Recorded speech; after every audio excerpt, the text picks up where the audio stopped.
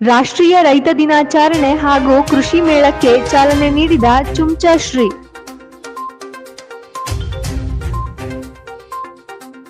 ಬೆಳ್ಳೂರು ಕರ್ನಾಟಕ ಯುವ ರೈತ ಸೇನೆ ಮತ್ತು ಪ್ರಜಾಟ್ರಸ್ಟ್ ಸಂಯುಕ್ತಾಶ್ರಯದಲ್ಲಿ ಬೆಳ್ಳೂರು ಪಟ್ಟಣದ ಸರ್ಕಾರಿ ಶಾಲಾ ಆವರಣದಲ್ಲಿ ಇಂದು ರಾಷ್ಟ್ರೀಯ ರೈತ ದಿನಾಚರಣೆ ಮತ್ತು ಕೃಷಿ ಮೇಳ ಹಾಗೂ ರೈತರನ್ನು ಪ್ರೋತ್ಸಾಹಿಸುವ ಉದ್ದೇಶದಿಂದ ಯುವ ರೈತ ರತ್ನ ಪ್ರಶಸ್ತಿ ಸಮಾರಂಭವನ್ನು ಆಯೋಜಿಸಲಾಗಿತ್ತು.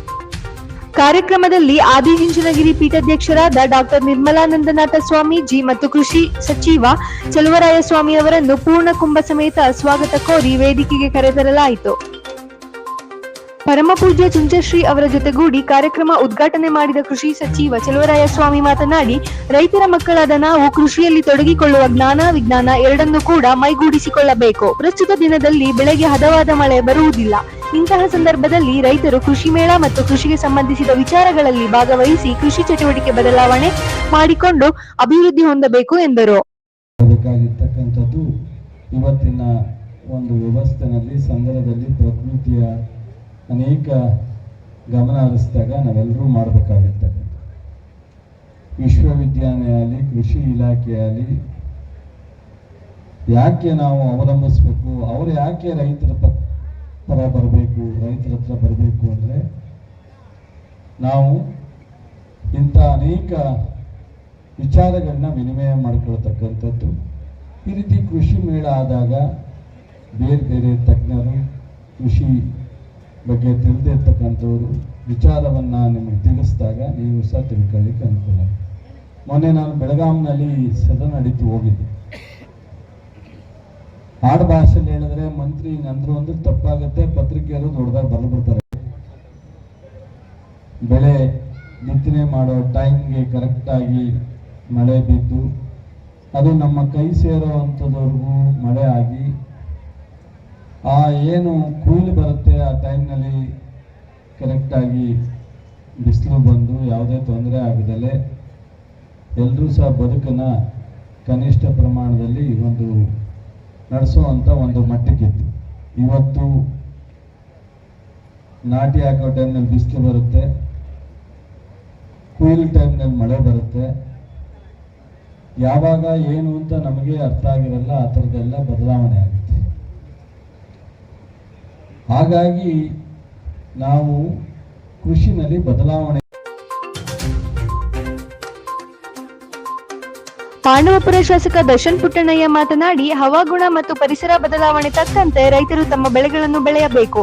ಬೆಳೆಯ ಜೊತೆಗೆ ಉಪಬೆಳೆಯನ್ನು ಬೆಳೆದು ಅಭಿವೃದ್ಧಿ ಹೊಂದಬೇಕು ಎಂದರು. ಕಾಲಕ್ರಮೇಣ ಬದಲಾಯ್ತಾ ಐತೆ. ಈಗ ನಿಮ್ಗೆ ಗೊತ್ತಿರೋ ಹಂಗೆ ಈಗ ಕ್ಲೈಮೇಟ್ ಚೇಂಜ್ ಅಂತ ಏನೈತೆ, ಪರಿಸರ ಈಗ ಬದಲಾಯ್ತಾ ಇದೆ. ಅದ್ರ ತಕ್ಕಗೆ ನಾವು ಬೆಳೆಯೋ ಪದ್ಧತಿ ಮತ್ತು ಬೆಳೆಯೋ ಬೆಳೆಗಳು ಇದನ್ನು ಏನು ನಾವು ಯಾವ ಥರ ನಮ್ಮ ಮಣ್ಣಿನ ಗುಣಮಟ್ಟ ಯಾವ ಥರ ಕಾಪಾಡಿಕೊಳ್ಬೇಕು, ಇದ್ರ ತಕ್ಕಾಗೆ ನಾವುಗಳು ಬೆಳೆಗಳನ್ನು ಬೆಳಿಬೇಕು. ಈ ಕೃಷಿ ಮೇಳಗಳಿಂದ ಅರಿವು ಮೂಡಿಸೋದು ತುಂಬ ಅವಶ್ಯಕತೆ ಇದೆ. ಈಗ ಬರೀ ಸ್ಟಾಲ್ಗಳು ಹಾಕಿರೋದು ಪ್ರತಿ ಸ್ಟಾಲಲ್ಲಿ ಇಲ್ಲಿ ಬಂದಿರೋರೆಲ್ಲರೂ ದಯವಿಟ್ಟು ಪ್ರತಿ ಸ್ಟಾಲ್ಗೂ ಹೋಗಿ ಯಾವ ಥರ ಯಾವ ಬೆಳೆ ಏನು ಬೆಳೆ ಬೆಳೀತಿದ್ದಾರೆ, ಯಾವ ಥರ ಉಪ ಉತ್ಪನ್ನಗಳನ್ನು ಯಾವ ಥರ ಮಾಡ್ತಿದ್ದಾರೆ, ಅದನ್ನು ಯಾವ ಥರ ನೀವುಗಳು ನಿಮ್ಮ ಊರುಗಳಲ್ಲಿ ಅಥವಾ ನಿಮ್ಮ ಪಂಚಾಯಿತಿಗಳಲ್ಲಿ ಮಾಡ್ಬೋದು ಅನ್ನೋದ್ರ ಬಗ್ಗೆನೂ ದಯವಿಟ್ಟು ಗಮನ ಹರಿಸಿ ವಿಷಯಗಳನ್ನು ಅರ್ಥ ಮಾಡ್ಕೊಳ್ಳಿ ಅಂತ ನಿಮ್ಮಲ್ಲೆಲ್ಲ ಕಳಕಳಿಯ ಮನವಿ ಮಾಡ್ಕೊಳ್ತೀನಿ. ಈ ಥರ ಈಗ ನನಗೂ ಗೊತ್ತಿರೋಂಗೆ ಮೊನ್ನೆ ಸ್ವಾಮೀಜಿಯವರು ಇದೇ ಥರ ಕೃಷಿ ಮೇಳ ಮಾಡಬೇಕು ಅಂತ ಜಾನ್ವರಿಯಲ್ಲೇನೋ ಕಾರ್ಯಕ್ರಮನೂ ಹಾಕೊಂಡಿದ್ದಾರೆ ಅಂತ ನಿನ್ನೆ. ಶ್ರೀ ಕ್ಷೇತ್ರ ಆದಿಚುಂಚನಗಿರಿ ಪೀಠಾಧ್ಯಕ್ಷರಾದ ಪರಮಪೂಜ್ಯ ಶ್ರೀ ನಿರ್ಮಲಾನಂದನಾಥ ಸ್ವಾಮೀಜಿ ಮಾತನಾಡಿ, ವ್ಯವಸಾಯ ಪದ್ಧತಿಯನ್ನು ಬದಲಾವಣೆ ಮಾಡಿಕೊಂಡು ಕೃಷಿ ಚಟುವಟಿಕೆಯನ್ನು ರೈತಾಪಿ ವರ್ಗದವರು ಮಾಡಬೇಕು. ಇದೇ ನಿಟ್ಟಿನಲ್ಲಿ ಬಾಲಗಂಗಾಧರನಾಥ ಸ್ವಾಮೀಜಿ ಅವರು ರೈತರ ಬಗ್ಗೆ ಅಪಾರವಾದ ಕಾಳಜಿಯನ್ನು ಹೊಂದಿದ್ದರು. ಅವರ ಆಶಯದಂತೆ ಕೃಷಿ ಕಾಲೇಜು ತೆರೆಯಲು ಅನುಮತಿ ದೊರೆತಿದ್ದು ಶೀಘ್ರದಲ್ಲಿ ತೆರೆಯಲಾಗುವುದು ಎಂದು ವೇದಿಕೆಯಲ್ಲಿ ತಿಳಿಸಿದರು. ನಾವು ನಮ್ಮ ಜಿಲ್ಲೆಯಲ್ಲಿ ಮತ್ತು ನಮ್ಮ ತಾಲೂಕಿನಲ್ಲಿ ಸಾಕಷ್ಟು ಕೃಷಿ ಮೇಳಗಳನ್ನು ಭಾಗವಹಿಸಿದ್ದೇವೆ. ಹಿಂದಿನ ಕೃಷಿ ಮೇಳಗಳಲ್ಲಿ ಕೇವಲ ಕೃಷಿ ಮೇಳಗಳಿರ್ತಿತ್ತು. ಆದರೆ ಈಗ ರೈತರಿಗೆ ಬೇಕಾಗಿರ್ತಕ್ಕಂಥ ಹಲವಾರು ಉಪಕರಣಗಳನ್ನು ಮತ್ತು ಜ್ಞಾನವನ್ನು ಕೊಡ್ತಕ್ಕಂಥ ಕಾರ್ಯವೂ ಕೂಡ ಹೆಚ್ಚು ಆಗ್ತಾ ಇರೋದ್ರಿಂದ ಇದು ಬಹು ಮುಖ್ಯ ಅಂತ ನಾವು ಭಾವಿಸ್ತೇವೆ. ಜಗತ್ತಿನ ಹಲವಾರು ಸಂಸ್ಕೃತಿಗಳಿವೆ, ಕಲ್ಚರ್ಸ್ ಅಂತ ಕರಿತೀವಲ್ಲ, ಎಲ್ಲಕ್ಕಿಂತ ಬಹು ಮುಖ್ಯವಾಗಿ ಬೇಕಾಗಿರ್ತಕ್ಕಂಥದ್ದು ಕೃಷಿ ಸಂಸ್ಕೃತಿ, ಅಗ್ರಿಕಲ್ಚರ್ ಅಂತ ಕರಿತೇವೆ, ಅದಕ್ಕೆ ಕೃಷಿ ಸಂಸ್ಕೃತಿ ಅಂತ ಕರಿತೇವೆ. ಯಾವುದೇ ಸಂಸ್ಕೃತಿ ಅಳಿದ್ರೂ ಏನು ತೊಂದರೆ ಇಲ್ಲ, ಆದ್ರೆ ಕೃಷಿ ಸಂಸ್ಕೃತಿ, ಅಗ್ರಿಕಲ್ಚರ್ ಏನಾದ್ರು ನಶಿಸ್ತು ಅಂತಂದ್ರೆ ಕೇವಲ ಅದು ಸಂಸ್ಕೃತಿ ನಶಿಸೋದು ಅಷ್ಟೇ ಅಲ್ಲ, ಒಟ್ಟು ಸೃಷ್ಟಿಯೇ ಅಧಃಪತನಕ್ಕೆ ಹೋಗ್ತಕ್ಕಂಥದ್ದು. ಇಂತಹ ಒಂದು ಕೃಷಿ ಸಂಸ್ಕೃತಿಯನ್ನ ಬಹುವಾಗಿ ನಂಬಿರ್ತಕ್ಕಂಥ ಹೊರಟಿದೆ. ಇದಕ್ಕೆ ನಿಮ್ಮೆಲ್ಲರ ಸಹಕಾರ ಇರಲಿ. ಇವತ್ತು ನಮ್ಮ ರೈತ ಬಂಧುಗಳು ಎಲ್ಲರೂ ಕೂಡ ಬಂದಿದ್ರಿ. ರೈತರಿಗೆ ಅನ್ನದಾನದ ಸಂಸ್ಕೃತಿಯನ್ನು ಹೇಳ್ಕೊಡ್ತಕ್ಕಂಥ ಅವಶ್ಯಕತೆ ಇಲ್ಲ. ಎಲ್ಲ ದಾನಕ್ಕಿಂತ ಯಾವ ದಾನ ಮುಖ್ಯ? ಅನ್ನದಾನ ಬಹು ಮುಖ್ಯ ಅಂತ ಹೇಳ್ತೇವೆ. ಅಂತಹ ಅನ್ನದಾನವನ್ನು ಮಾಡ್ತಾ ಬಂದಿರತಕ್ಕಂಥ ನಮ್ಮ ರೈತ ಪರಂಪರೆ ಇದೇ ಕೆಲಸವನ್ನು ಹಾಗೆ ಮುಂದುವರ್ಸ್ಕೊಂಡು ಹೋಗ್ತಕ್ಕಂಥದ್ದು. ಎಷ್ಟೆಷ್ಟು ಬೇರೆ ಬೇರೆ ಸಂಸ್ಕೃತಿಗಳನ್ನು ಅನುಸರಿಸಿದ ಅವರವರ ಮಕ್ಕಳು, ಉದಾಹರಣೆಗೆ ಸ್ಯಾನ್ಸ್ಕ್ರಿಟ್, ಸಂಸ್ಕೃತ ಅಂತಂದರೆ ಬಹು ಸುಸಂಸ್ಕೃತವಾಗಿರ್ತಕ್ಕಂಥ ವಿದ್ಯೆ ಅಂತ.